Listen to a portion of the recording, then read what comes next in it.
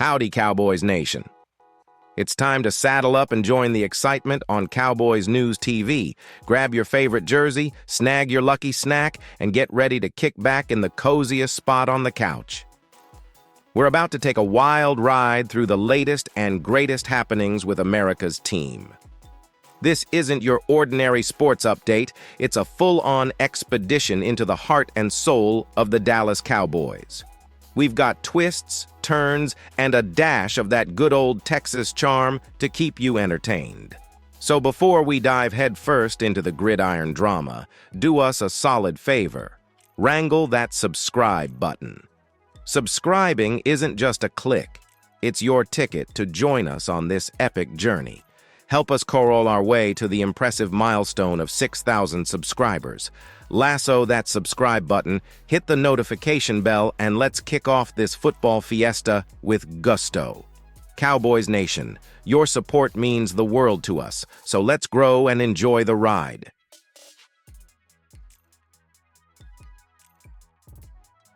Now let's talk about the latest drama involving our favorite duo, Dak Prescott and Ceedee Lamb.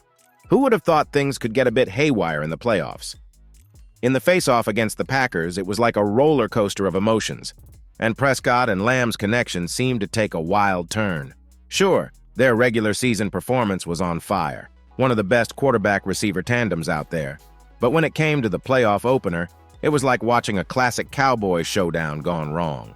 Prescott and Lamb, usually as smooth as a Texas sunset, couldn't sync up, and it was one bizarre side story in the Cowboys' very bad day. Lamb's stats looked solid on paper, 9 catches for 110 yards, but most of those came when we were playing catch-up in desperation mode.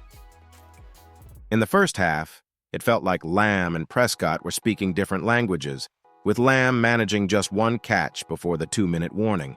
The frustration was palpable, a clear drop, an overthrow, and that interception by Darnell Savage that turned into a Packers touchdown. Yikes, Lamb admitted. Everyday things, completions that we normally have, obviously on my part, I could have been better. I'm sure he could say the same.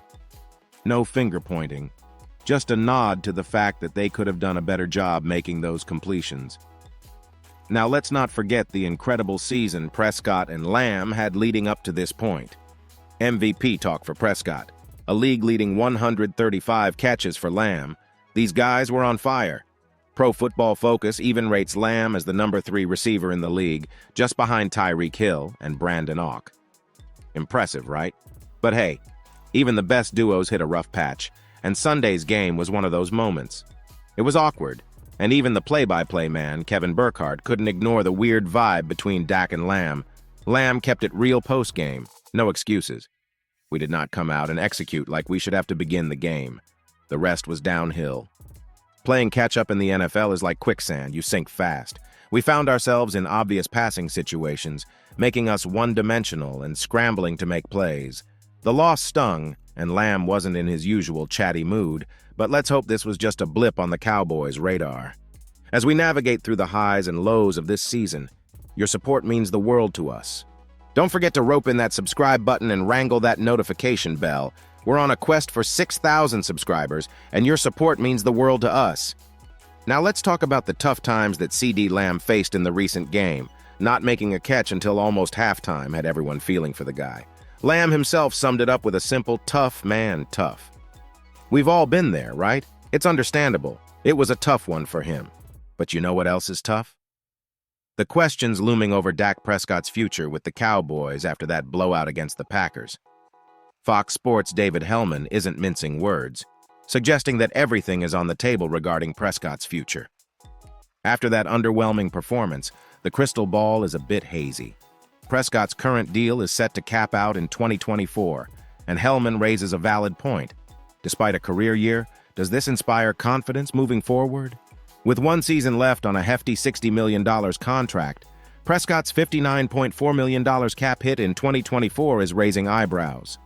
The expectation was a contract extension this offseason, but now there's a serious debate about letting Prescott play out the final year.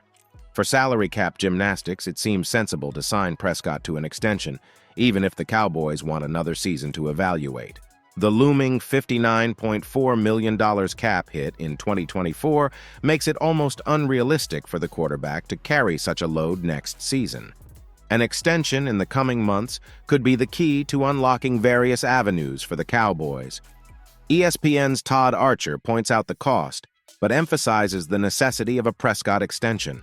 With other stars like Ceedee Lamb and Micah Parsons in the picture, securing Prescott's future opens doors for other crucial signings. It's like solving a puzzle, sign Prescott, and you've got the key to unlocking a ton of different avenues for the Cowboys. Now let's talk about Prescott's performance in that playoff exit. Statistically solid, but most of those numbers came in garbage time. 2 interceptions, including a pick six, proved costly. But when asked about Mike McCarthy's future, Prescott backed his head coach, giving credit where it's due. Cowboys Nation. The dust hasn't settled after that jaw-dropping 48. 32 loss to the Packers, and our man Jerry Jones is feeling the heat. Right after the game, in the tunnel under AT&T Stadium, media and Cowboys fans were eager to know, what's Jerry going to do to fix this mess? Fire Mike McCarthy? Hire Bill Belichick? Trade Dak Prescott? The questions were buzzing like bees in a hot Texas summer. But hold your horses. Before anyone could pop those questions, Jerry made it clear. He's not diving into those topics just yet. I don't have any thoughts on the reasons why or anything to do with the coaching, anything to do with the players, Jones declared. Now that's a surprise, considering Jerry's known for speaking his mind. However, he did drop an ominous statement about McCarthy's future in Dallas.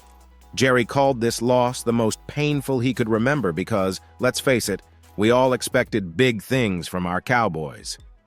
This is one of my biggest surprises since I've been involved in sports, Jerry admitted. It's like a punch in the gut when expectations fall flat. Now he didn't spill the beans on what's next. No addressing coaching, players, or what's around the corner.